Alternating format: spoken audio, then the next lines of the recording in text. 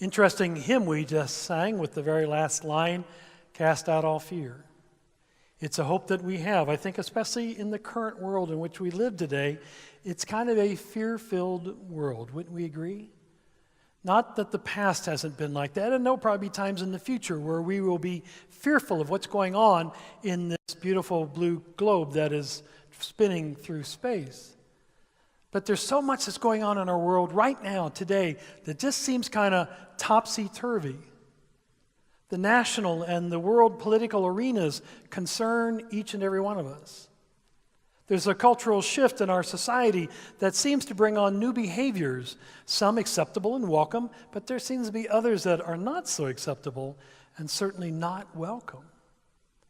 The norms, social norms of religious patterns, even the styles of worship that are now offered in today's churches have shifted dramatically as well over the years. There would have been a time when the church said, worship in a gym? Are you kidding me? There was a time before that when people would have said, air conditioning in the church? Seriously? Indoor plumbing? Right? Things are constantly and shifting. But our world right now seems to be so rapidly changing that a lot of us feel uncomfortable. Am I right? And we desire stability. That's all we're really asking for is slow down, stabilize this planet that we're on. We want things to settle so we can move on with our lives with some sense of certainty that all is well in hand. Well, there would be some that would say, you know what, that sounds good, but that's not a reasonable expectation. Seriously. That our world be one of stability. Because the world has always been a world of constant change. It's in constant change now. It's in flux, and the world will always be that way. So in order to cope, one should just go with the flow. Right? Adapt to this changing world in which we live. Well, I think that's realistic wisdom, though I don't know how many of us would find comfort in those words. In the strange new world, a lot of us feel like strangers in a strange land. Even language sounds different today. So much of what we might hear and feel, it feels that it's like we're not even part of a conversation. Yeah? We hear words being spoken, we hear thoughts being presented, but we're like, I'm not quite sure what their point is they're trying to get across. Make it more challenging, we're not sure how to respond in the midst of combative and offensive conversation going on in our world today. So, how can we find our voice in a cacophony of voices, speaking so many opinions, speaking so many languages, speaking words that hurt and harm, and even speaking words that heal? How do we find our voice as Christians in the world today? Our foundation, our roots as Methodists, is very Wesleyan. It comes from a fellow named John Wesley, who lived a couple of hundred years ago. He provided for us rules for living. 3 simple rules, actually. Do no harm, do good, stay in love with God. Love God. I like that. Do no harm to another human being. I think it's fairly self-explanatory. Because the vast majority of us human beings, we know not to say or do anything that would intentionally harm another human being. We don't want to be treated like that. We know that's not God's plan for the world, so we know do no harm. However, if we just do no harm and then do nothing else, it serves no purpose to remain inert or passive while chaos is going on around you. So being a Christian, a Christ follower, it really is a call. It's a call to action. To live like Jesus. Jesus who did good in this world. And so our call is to live like Jesus, to do good ourselves. Last week, if you were here, Pastor Stacy kind of threw down the proverbial gauntlet. Did you accept her challenge to engage in acts of kindness last week? Okay, I'm seeing a few heads. Good. Keep doing it. Just because this is now a week's gone by, it doesn't stop. Keep doing acts of kindness. There might be random acts of kindness, but let's do deliberate acts of good in this world. Okay, then there's the third Wesleyan rule. That's what we're going to talk about today. The third rule was, John Wesley said, stay in love with God. Love God. What do you suppose John Wesley meant by that? Stay in love with God. What's that rule all about? Well, isn't it true that when we love somebody, our children, our parents, our siblings, our best friend in life, our life partner, aren't we willing to demonstrate that love through some kind of action? Right? And how many of us have fallen in love, but we never sent that person flowers or wrote a love letter or called them? We just thought, well, I love that person and they're going to figure it out on their own, right? No, there has to be an intentionality when it comes to love. So John Wesley says we're to love God, and here's some ways that we can love God. John Wesley gave us the following rules that our love of God would be evident when here's the first one, when we regularly attend worship of God. So right now, I hope you understand this, right now by being here in this hour of worship, you are showing your love and adoration of God. If you're coming for any other reason, then you misunderstand what worship is all about. Well, I'm here because the music's good, or the preaching's good, or I love donuts and they're free, I don't have to, or whatever it is, or I had nothing better to do. Not the reasons that you should be proclaiming why you're here in worship, or any house of worship. We come to worship because we love God. Amen? You know you have 168 hours in the week, and God says, if you love me, just give me one of those 168 hours. Come and just let's love on one another and worship. That's what worship is all about. So John Wesley would say, showing love to God would be evident in regular weekly worship attendance. John Wesley said another way is engagement in hearing the sermons. So John Wesley is basically saying, if you want to love God, listen to what I preach. And that's pretty good advice too. Did you know John Wesley was petrified of speaking in public?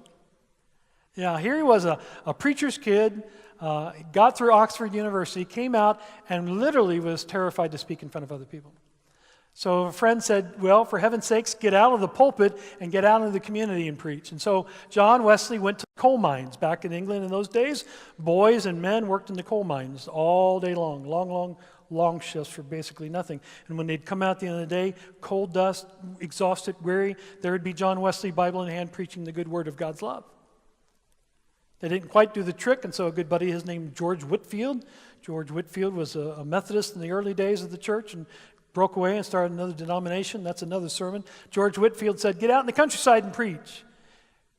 Preach till you have faith that you can do it, and when you have that faith, then preach about faith. And so John Wesley went out into the countryside, and he would literally stand on a stump and preach. It was called stump preaching, and he preached to the people that would gather. He gained his faith and confidence to preach. John Wesley says, you want to show God that you love God? Be engaged in hearing sermons when they're preached.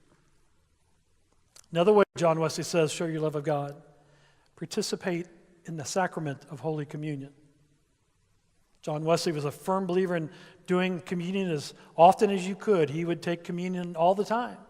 We do it once a month, typically in the Methodist church. Most Methodist churches do it the first Sunday of any month. But did you know you can have communion whenever you want? Yeah.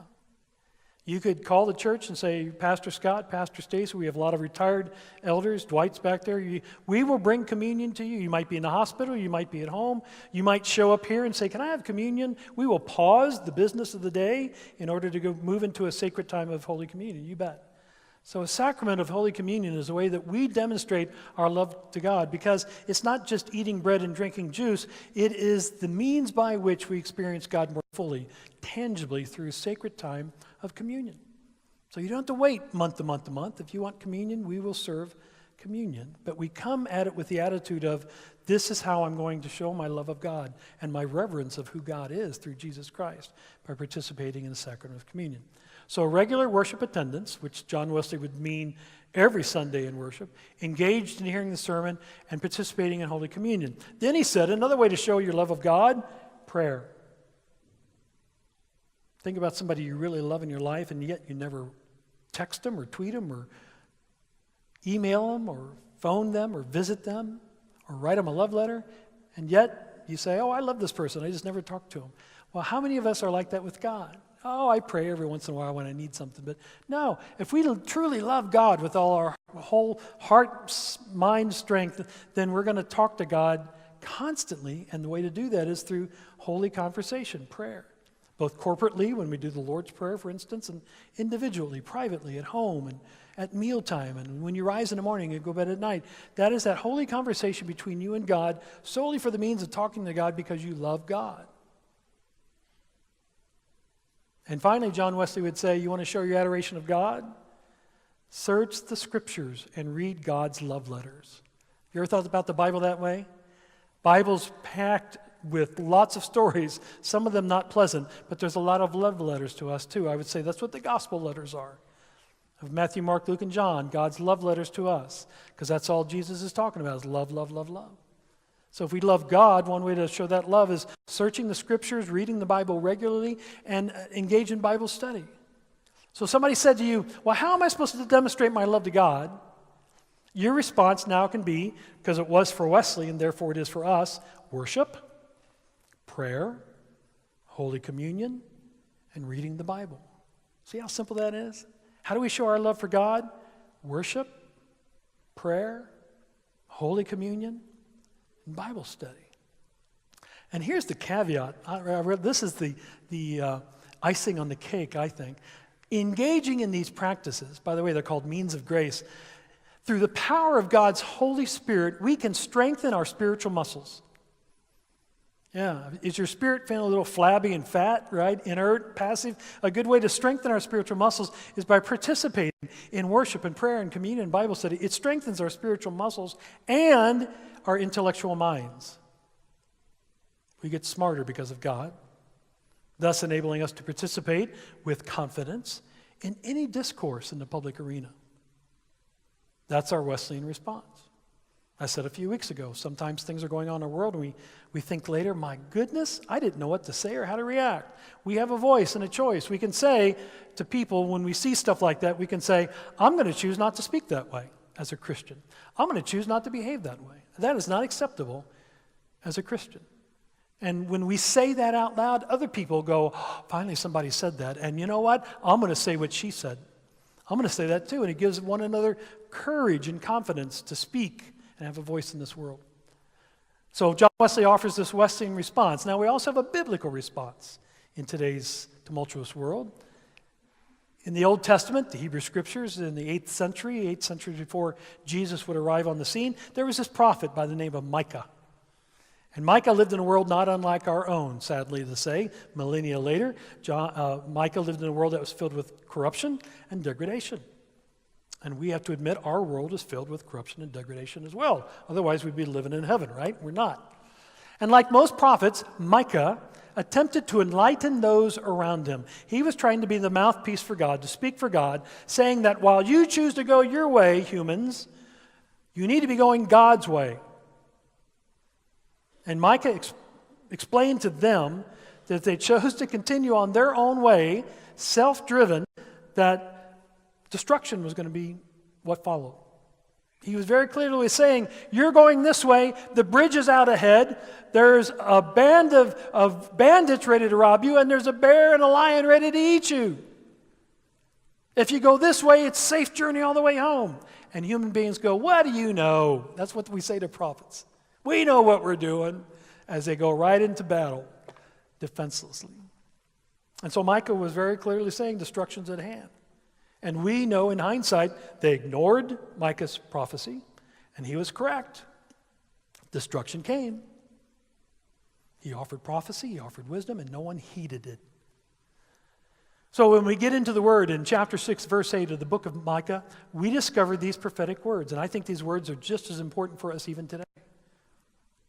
O mortal, what does the Lord require of you? But to do justice, to love kindness, and to walk humbly with God. This is great. Again, we get 3 simple rules, just like John Wesley. First, do what is just. Second, embrace being kind to one another and to the stranger, and even being kind to yourself. I know a lot of people who are kind to one another, but they're not kind to themselves, right? They have behaviors and practices and a poor self-image. And so we need to embrace being kind. And then third, walk humbly with God. That was really all that Micah was trying to get them to do so many years ago, to avoid destruction. Nevertheless, destruction came. For you biblical historians, you know that Jerusalem, where Micah was calling out, Jerusalem fell to the Babylonian Empire. The Babylonians came in, they invaded in 587 BC, and that was the end of their world as they knew it. It took a while, I'll grant you that. I mean, Micah was saying destruction is at hand, and it took a while, but Micah's prophecy nonetheless became reality. You think they learned their lesson? Right? Keep reading the Bible and you'll find. This is really wise advice for any civilization. In any time in human history, choose the path you are going to follow. Your own or God's.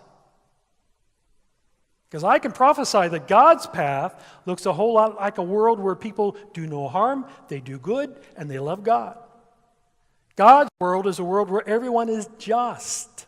Not a few people, but everyone is just, meaning God's people work for fairness and equality for all, especially for the weak and the disenfranchised and the powerless who are so often exploited by other people.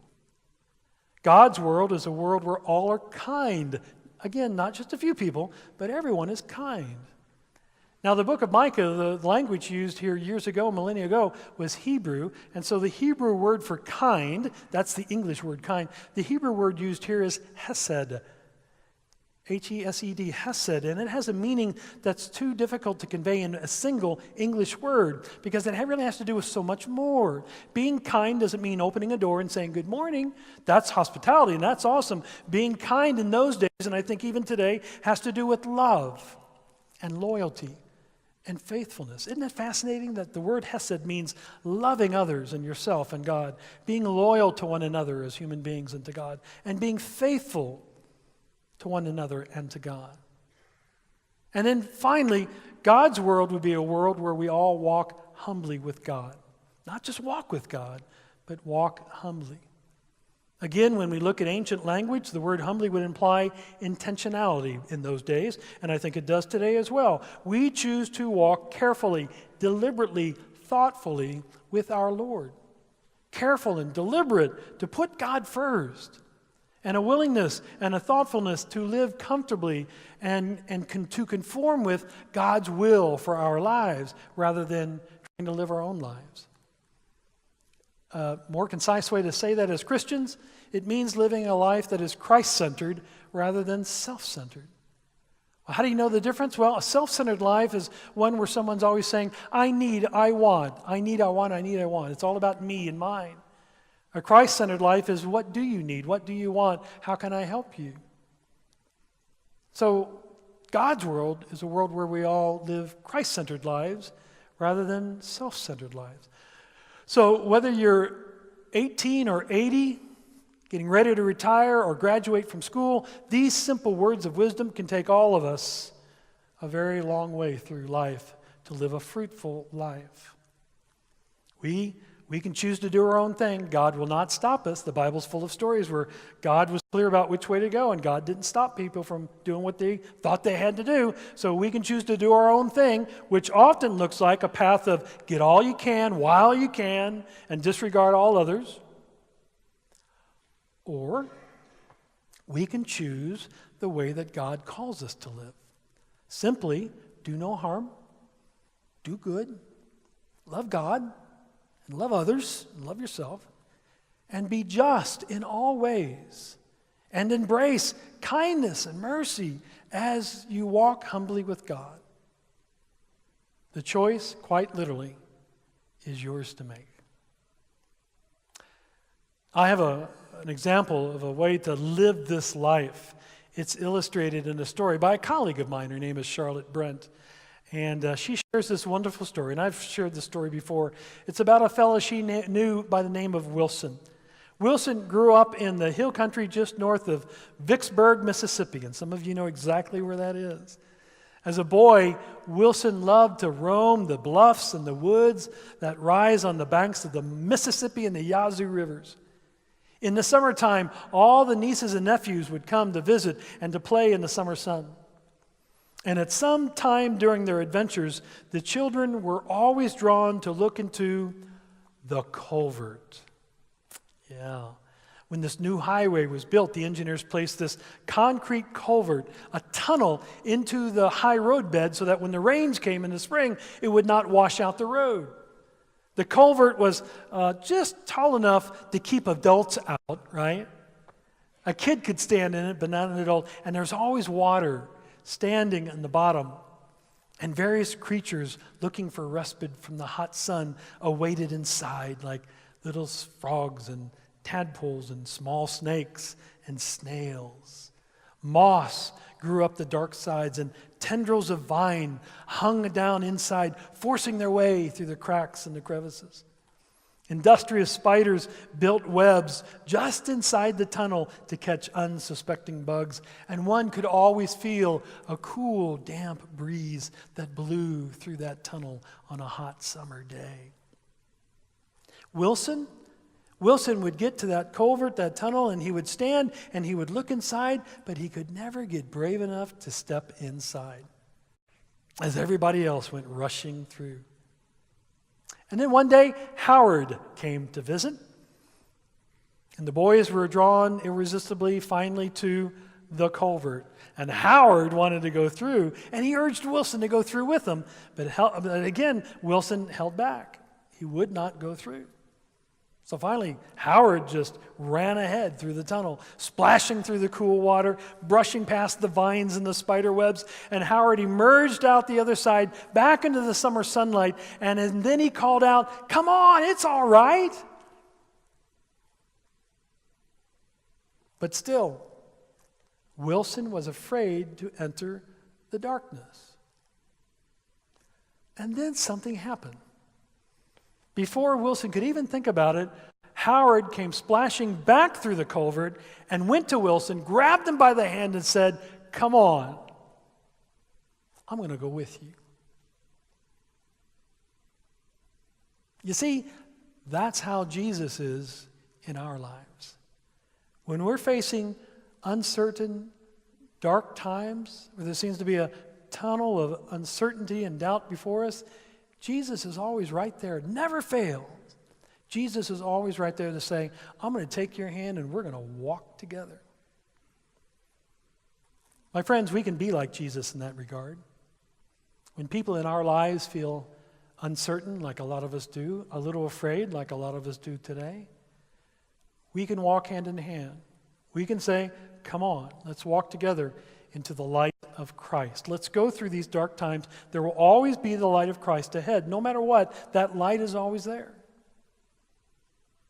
May we be like Jesus Christ and have the courage, the boldness to take one another's hands when in those uncertain times where we face that dark time, and let's walk together into the glorious light of God's love and God's grace and Christ's acceptance for all of us.